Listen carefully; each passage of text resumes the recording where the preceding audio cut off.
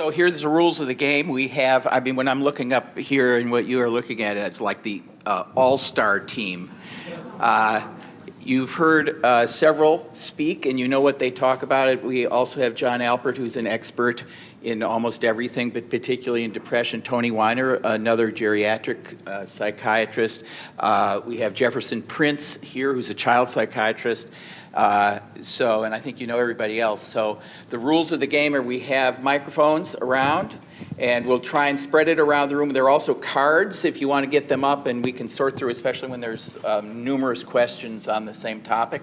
So we'll open the bidding right there. Put your hand up there with the microphone, and you can ask away. Thank you all very much. I'd like to know if there are any new treatments for borderline personality disorder. And my other question is what is the best current treatment if there aren't any new treatments? Who wants to take that? A borderline personality disorder. So borderline personality disorder is really a profound disorder, and for people who don't know about it, it may not be a term that's as well known as some of the other terms like bipolar disorder or mood disorder or depression, but it's a condition with severe mood dysregulation and often urges to hurt oneself, like cut oneself or burn oneself, a lot of confusion about one's identity, and often a condition that affects people at a very young age, so often in adolescence and young adulthood. So it's really an extraordinarily important area of new treatment development. The most effective treatment so far that's been developed is more of a psychotherapy treatment, and as some of you may know, dialectical behavior therapy, or DBT, developed by Marsha Linehan, which herself, she's a mental health professional, but herself describes having suffered from borderline personality disorder, helps people regulate their mood and to tolerate distress, certain kinds of skills and ways of behaving and coping skills that help one tolerate severe distress rather than turning it into self-injury. In addition, treating comorbid mood disorders and anxiety disorders is extraordinarily important. That many people with borderline personality disorder have co-occurrent depression, bipolar disorder, anxiety disorders, post-traumatic stress disorder.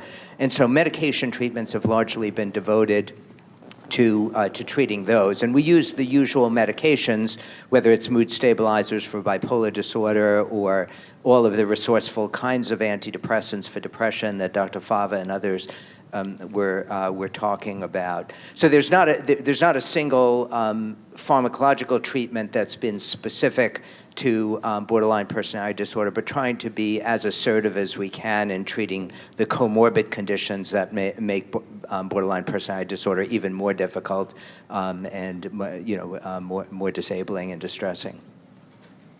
This is a question for Dr. Edersheim. These are two that I'll sort of combine. One is, boy, you have a lot of information. Who do you share this with who could really use it? And related to that is, does media have a role either in exacerbating or could it have a role in limiting the problem?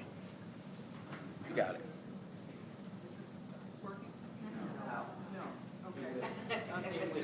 Switch.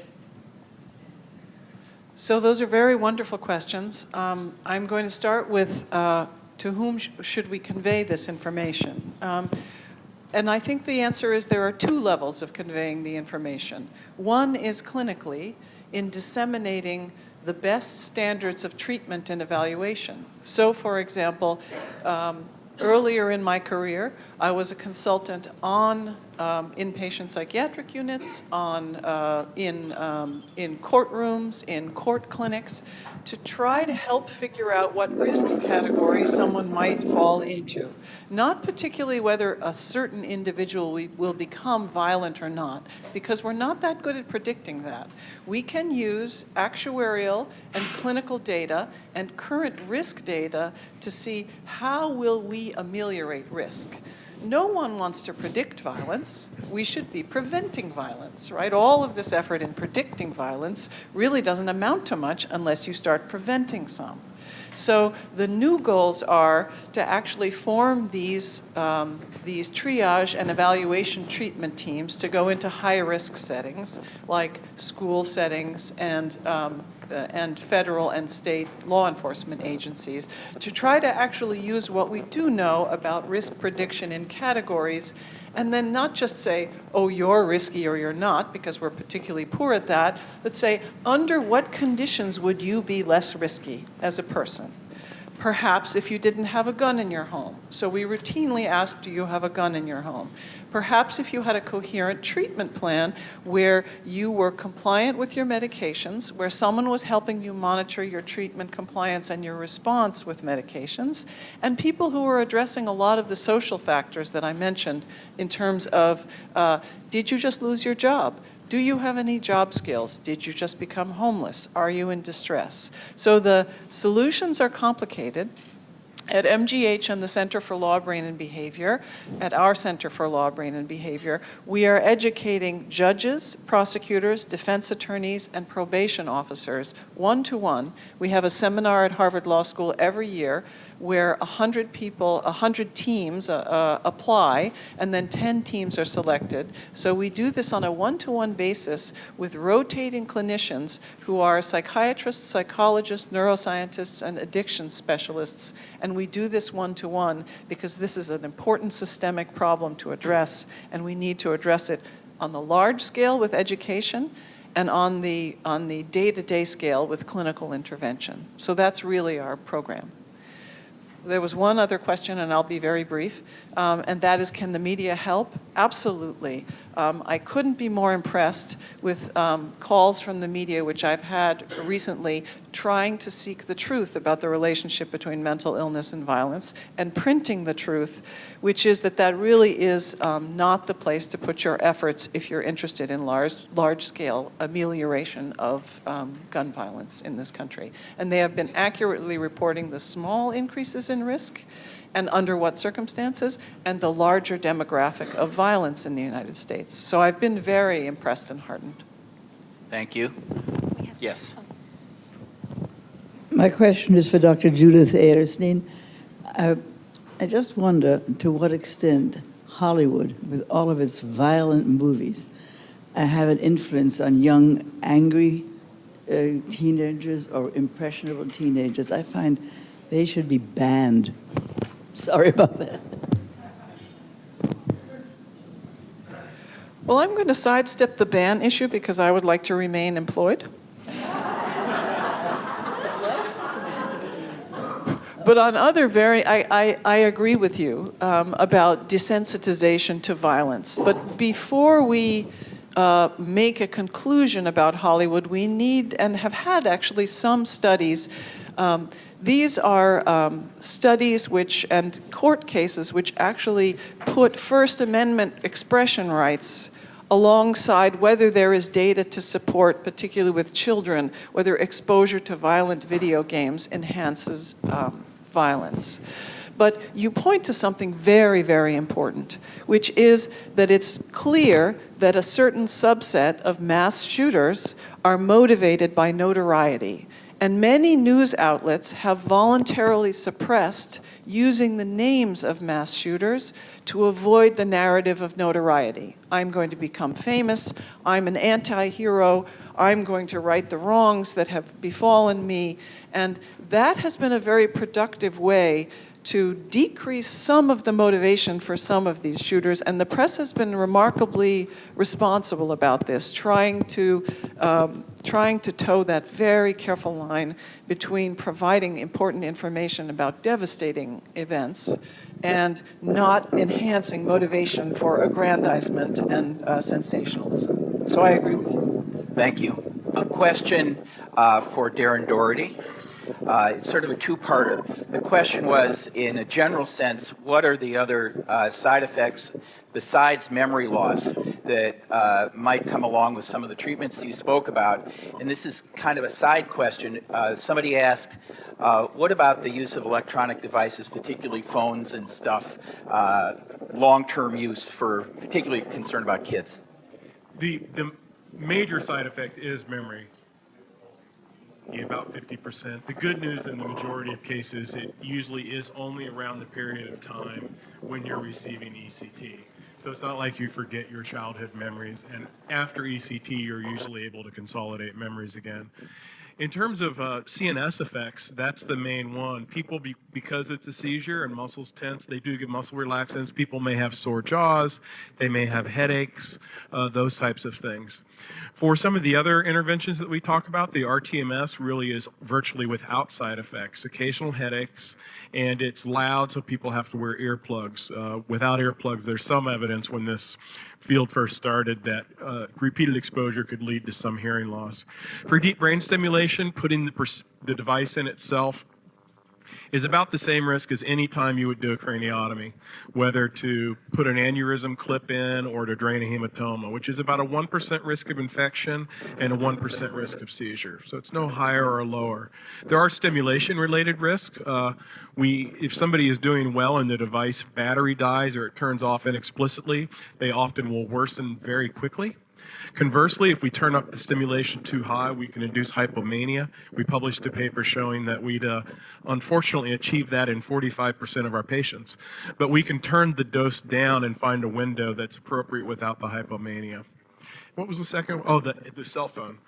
I'm not very familiar with the cell phone data. I am familiar that it was a problem, was going to cause brain tumors, and then a large trial, I believe it was even by the Chan School of Public Health, showed that there was no risk from exposure to cell phones. But I also am familiar there was some data that came out about a week ago, I don't know the results of it, but that maybe turned that on its head. I think the cell phone issue is probably low to no risk, but it's still to be determined. Tell me if you can use the brain stimulation in the treatment of Alzheimer's since. Oh, that's a great question because two things to say about that. So potentially, it doesn't appear that the surface TMS, the trials that have been done for Alzheimer's, have been terribly useful, but there are groups, particularly Andres Lozano and his colleagues at the University of Toronto, they're real pioneers in neuropsychiatric indications of DBS.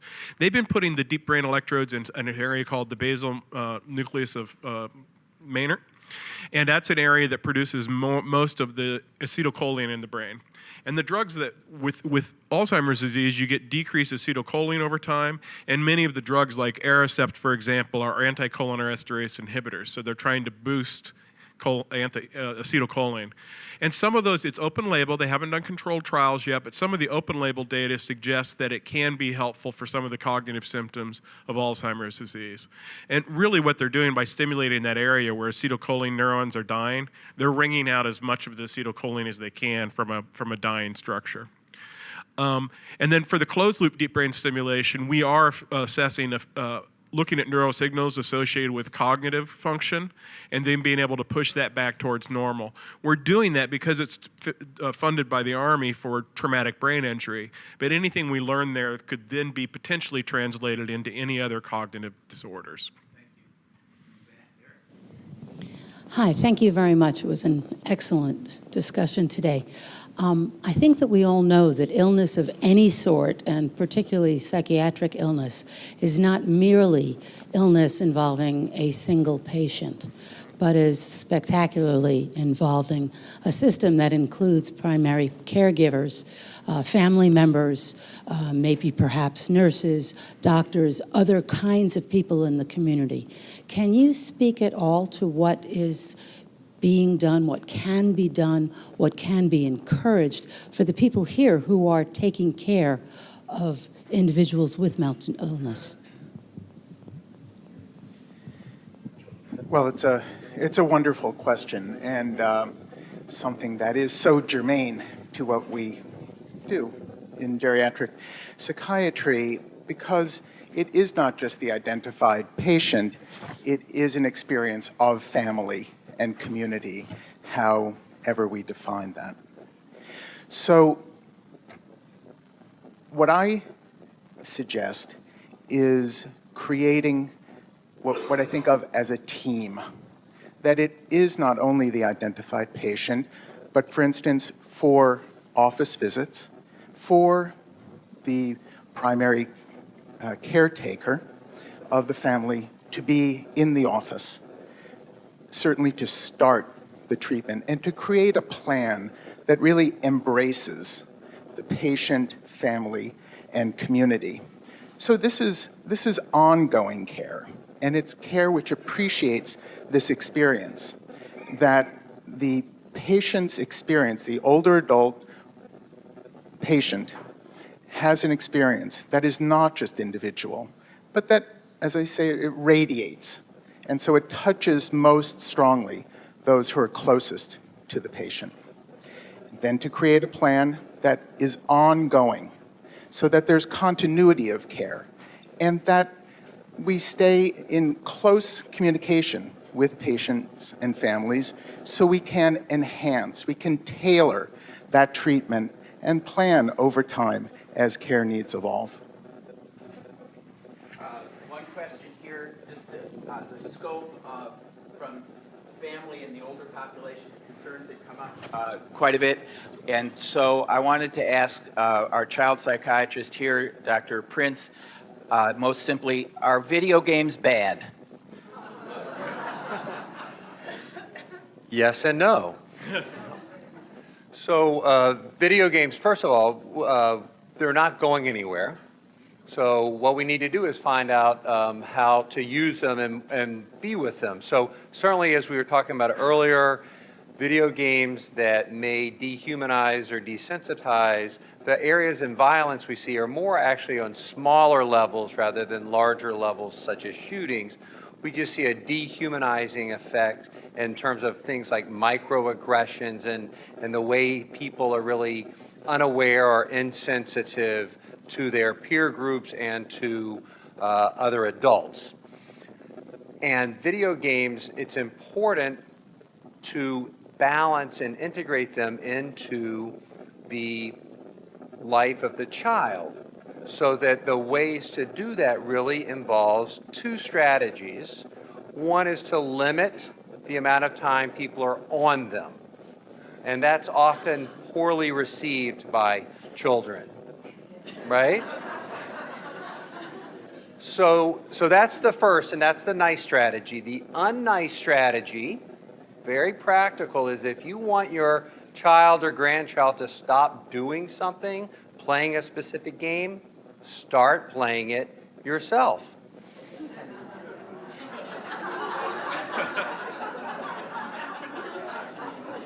As an example, my daughter loved the show Pretty Little Liars, which I couldn't stand.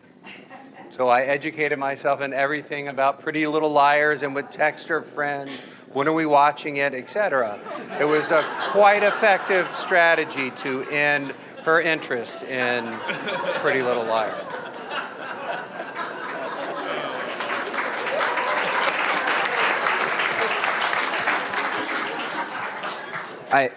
Did you have a favorite character? I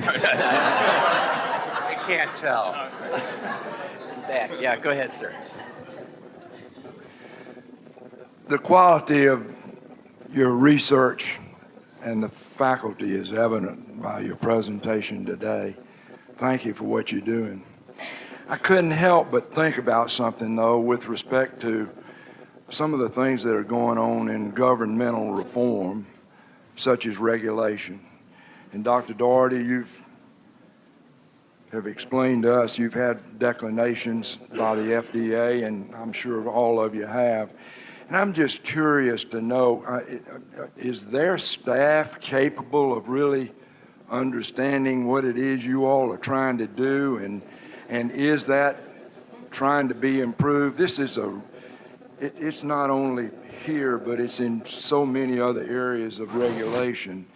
And I can empathize how you must feel when you put your heart and time and so forth into it and get a declination. And I'm just interested if you would comment on the quality.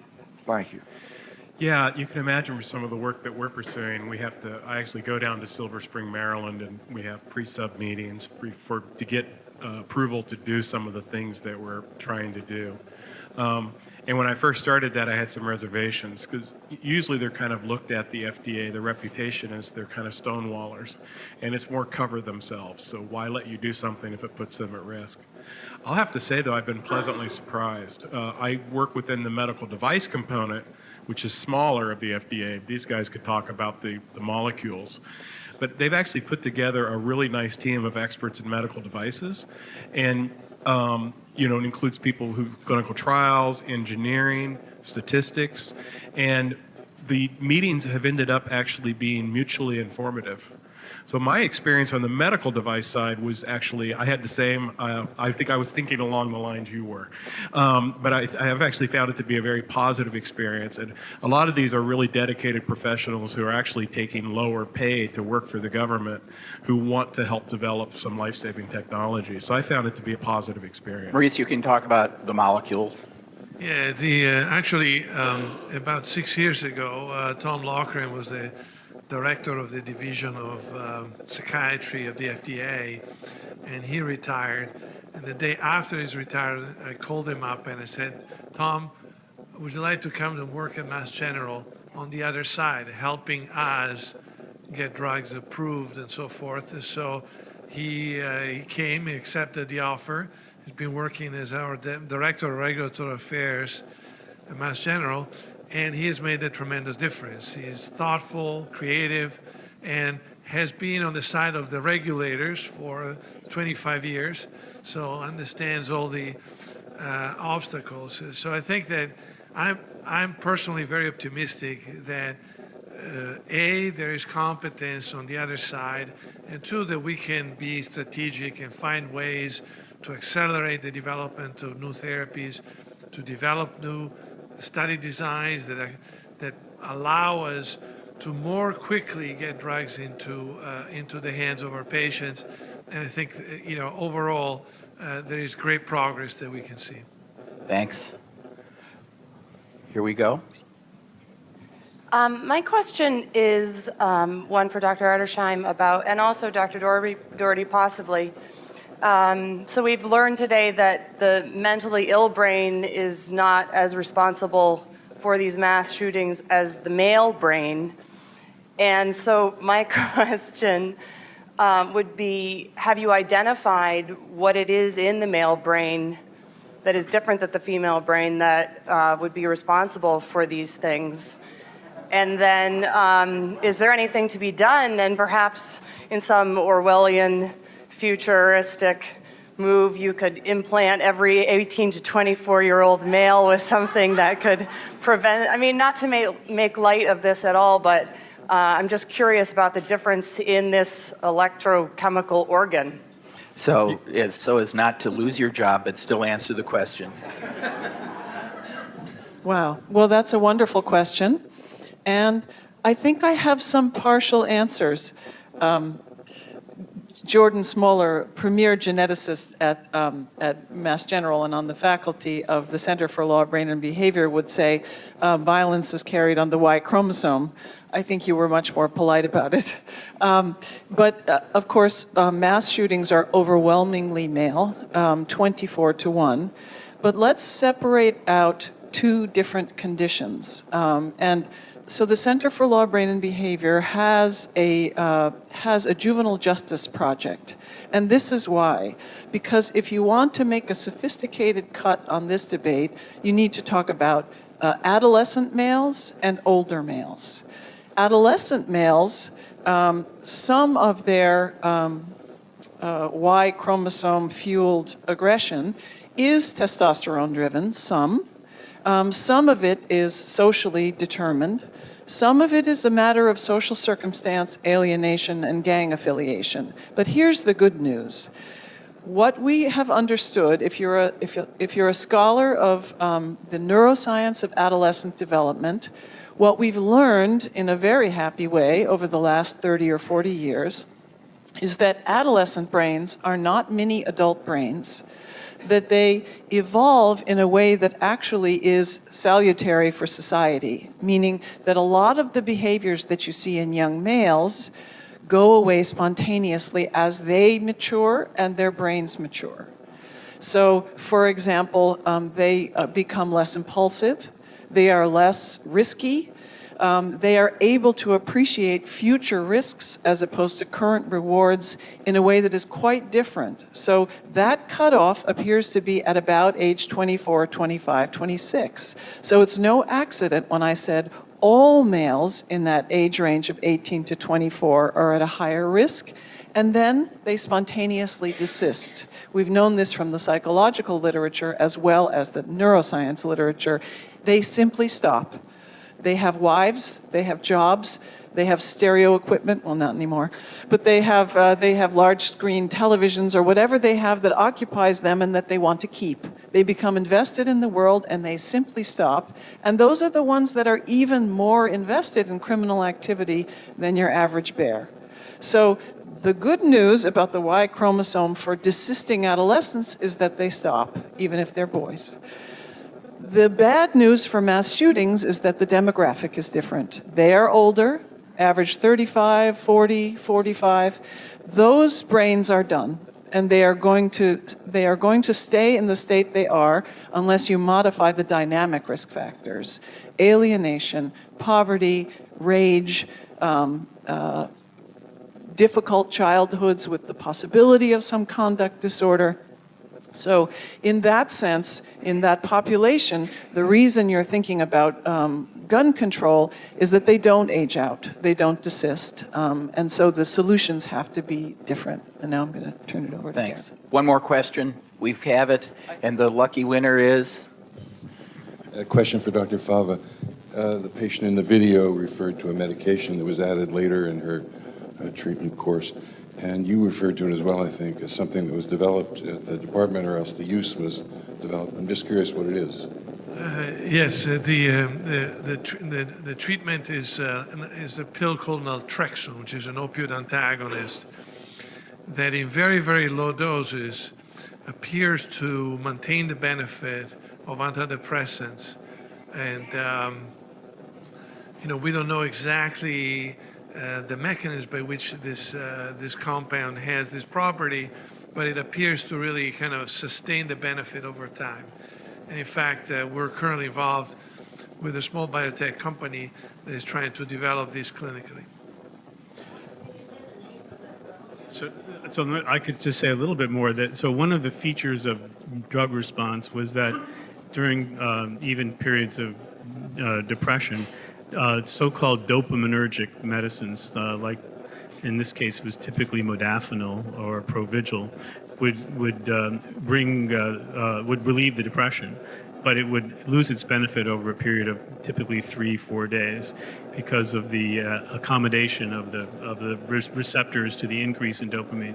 And our colleague had a theory that was really designed more for the treatment of restless leg syndrome and the use of a medicine called pramipexole, that if you could block a cellular element called filament A, which is necessary for dopamine receptors to downregulate, perhaps you could get sustained benefit from these medicines without losing it. So, without losing the benefit. So that was added to a previously used mix of remedies. That was the only change, and that may well, we often attribute great benefit to the last thing we tried that worked.